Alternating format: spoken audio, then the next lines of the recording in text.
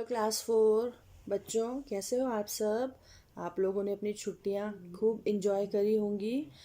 अब हम फिर से ऑनलाइन क्लास के माध्यम से मिलेंगे और अब आप लोग बहुत अच्छे से अपनी जो फाइनल एग्ज़ाम है उसकी तैयारियों में जुट जाइए।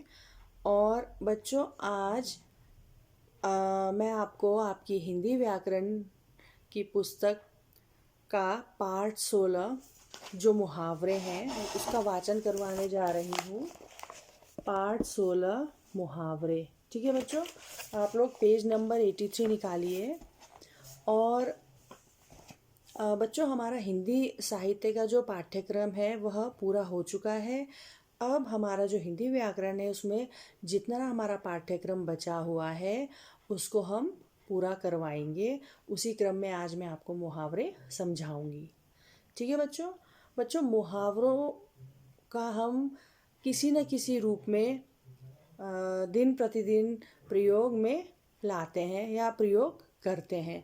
तो मुहावरे किसको कहते हैं? सामान्य भाषा में मुहावरे जो वे शब्द समूह जो सामान्य से हट करके कोई विशेष अर्थ देते हैं या प्रकट करते हैं, उन शब्द समूह को मुहावरा कहते हैं। जैसे कि कोई भी ऐसा वाक्य जो अपना साधारण अर्थ छोड़ करके कोई विशेष अर्थ को व्यक्त करता हो या प्रकट करता हो, उसको मुहावरा कहते हैं। ठीक है, जैसे पुस्तक में देखिए, आप अपनी रंगीन शब्दों से दर्शाया गया है मुहावरों को। देखिए पुस्तक में, आज चौथी कक्षा ने आसमान सिर पर उठा रखा है। यहाँ पर आसमान सिर पर उठा रखा है में जो ये रंगीन शब्द हैं ये मुहावरे हैं। आसमान सिर पर उठाना जिसका एक विशेष अर्थ होता है। ठीक है। अध्यापिका कक्षा में आते ही लाल पीली होने लगी, उनकी आंखों के तारे आज चिकने घड़े हो गए। तो ऊपर दिए गए वाक्यों में रंगीन वाक्यांश, यानी वाक्यांश का अर्थ होता है वाक्यों के अंश, विशेष अर्थ के रूप में प्रयुक्त हुए हैं। जैसे आसमान सिर पर उठाना, इसका अर्थ होता है बहुत शोर मचाना। लाल पीली होना यानी बहुत क्रोधित होना। आंखों के तारे का अर्थ होता है बहुत प्रिय होना। और चिकने घड़े का अर्थ होता है बेशरम होना। ये जो जितने भी मुहावरे यहाँ पर हैं, इनके जो विशेष अर्थों में प्रयोग किया गया है और शब्दों का इस प्रकार का जो प्रयोग जिसका कोई विशेष अर्थ निकलता है उसको मुहावरा कहा जाता है। और मुहावरे की परिभाषा यह है कि भाषा में विशिष्ट अर्थ प्रकट करने वाला शब्द समूह मुहावरा कहलाता है। अब आपकी पुस्तक के पेज नंबर 83 में नीचे देखिए, कुछ उदाहरण हैं जिनका अर्थ दिया गया है मुहावरों का, और उस मुहावरे का वाक्य में प्रयोग कैसे किया गया है अब हम वो पढ़ेंगे। ठीक है बच्चों, अब ध्यान से देखिए। यदि आपको मुहावरे का अर्थ समझ में आ गया तो आप बहुत अच्छे से मुहावरों का वाक्यों में प्रयोग कर पाएंगे। ठीक है। जैसे पहला है आंखें दिखाना, इसका क्या अर्थ होगा? गुस्सा होना।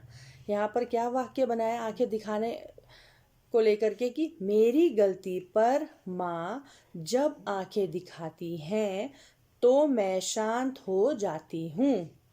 दूसरा है नाक भौं सिकोड़ना, इसका क्या अर्थ है? अप्रसन्नता व्यक्त करना। अप्रसन्नता मतलब जो जिसमें खुशी ना हो। जैसे इस नाक भौं सिकोड़ना जो मुहावरा है उसका वाक्य में क्या प्रयोग किया गया है कि घर के बाहर गंदगी देखकर मोहन नाक भौं सिकोड़ने लगा। ठीक है। तीसरा देखिए, कान का कच्चा, इसका क्या अर्थ है कि किसी की भी बात पर विश्वास कर लेना।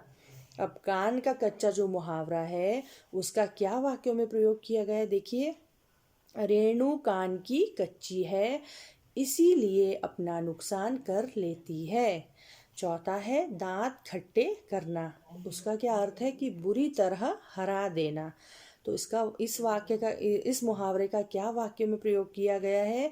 भारत ने न्यूजीलैंड की क्रिकेट टीम के दांत खट्टे कर दिए। पेज पलटिए। पीठ थपथपाना। पीठ थपथपाना का अर्थ है शाबाशी देना। इसका क्या वाक्य में प्रयोग किया गया है कि प्रार्थना सभा में अच्छे समाचार वाचन के लिए प्रधानाचार्य जी ने खुशी की पीठ थपथपाई, यानी कि खुशी को शाबाशी दी। अब देखिए नेक्स्ट, घोड़े बेचकर सोना। इसका क्या अर्थ होता है? निश्चिंत होकर सोना। अब घोड़े बेचकर सोना जो मुहावरा है उसका वाक्य में क्या प्रयोग है? परीक्षा के बाद विद्यार्थी घोड़े बेचकर सोते हैं। अगला है पानी पानी होना। इसका क्या अर्थ है? बहुत शर्मिंदा होना। तो पानी पानी होना जो मुहावरा है उसका कैसे प्रयोग किया गया वाक्य में? देखिए, चोरी पकड़े जाने पर निखिल पानी पानी हो गया। अब नेक्स्ट, हवा से बातें करना। इसका क्या अर्थ है? बहुत तेज भागना। वाक्य में प्रयोग देखिए, महाराणा प्रताप का घोड़ा हवा से बातें करता था।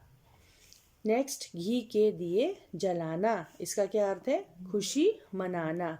अब घी के दिए जलाना जो मुहावरा है उसका किस तरह से वाक्य में प्रयोग है कि दौड़ प्रतियोगिता जीतने पर रीमा के परिवार ने घी के दिए जलाए। नमक मिर्च लगाना। इसका क्या अर्थ है? किसी भी बात को बढ़ा चढ़ाकर कहना। जैसे केकई मंथरा की नमक मिर्च लगाकर बात कहने की आदत से परिचित थी। नेक्स्ट, 9 2 11 होना। इसका अर्थ है भाग जाना। वाक्य में प्रयोग देखिए, माली को देखते ही बच्चे उपवन से 9 2 11 हो गए। दाल में काला। अर्थ शक होना। वाक्य कैसे बनाएंगे? शरारती बच्चों को शांत बैठा देख माँ को दाल में कुछ काला लगा। ठीक है।